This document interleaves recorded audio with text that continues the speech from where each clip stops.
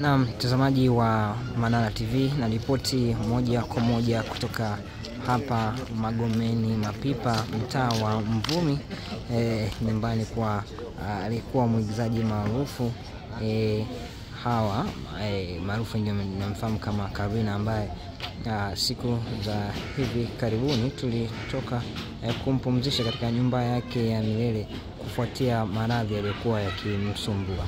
Lakini siku 5 kama sio 6 kutoka siku ya leo ilifanyika 40, kwa maana kwamba siku 40 toka msanii huyo au mwigizaji huyo afariki dunia.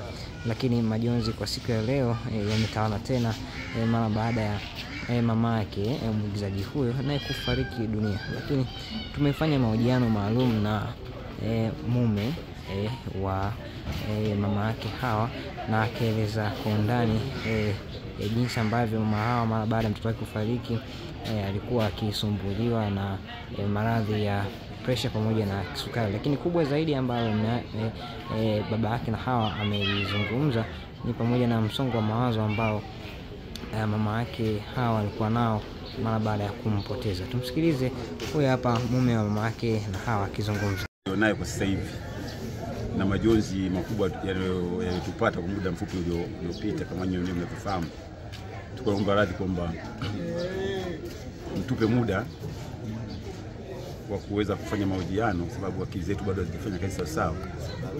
Tusaidie kwamba mkufikishie Tanzania taarifa kwamba bado familia haijakaa vizuri kuweza kupata mahojiano na waandishi wa habari. Na hata hivyo vile tunataka tuchague tu msemaji mmoja kwa niaba ya familia, Bwana Bashir. Yeye atakuwa mwongeaji kwa niaba ya familia, kwa sababu wengine wote bado akili haijafanya kazi sawa. Tunaweza kujibu ndivyo sivyo, sababu ya majonzi ambayo yametawala. Isipokuwa tunashukuru kwa ujio wenu na kampani ambayo mnaendelea kutoka mpaka sasa hivi. Pole sana. Ni kwamba ilikuwa tunasumbuliwa na pressure na sukari na majonzi pia baada ya kufiwa na mwanae, kama unavyoona nyinyi mnavyoshuhudia. Baada ya kufiwa na binti yake ndio hali ikaendelea kuwa mbaya zaidi mpaka kifo chake. Pole sana. Na mnategemea mazishi kufanyika lini na ni kwenye makaburi gani? Makaburi ya Kisutu, mazishi yatafanyika kesho baada ya swala ya alasiri. Makaburi ya Kisutu tutasalia Masjid Maamur. Pole sana. Nikuache upumzike. Yeye ataongea kwa niaba ya familia.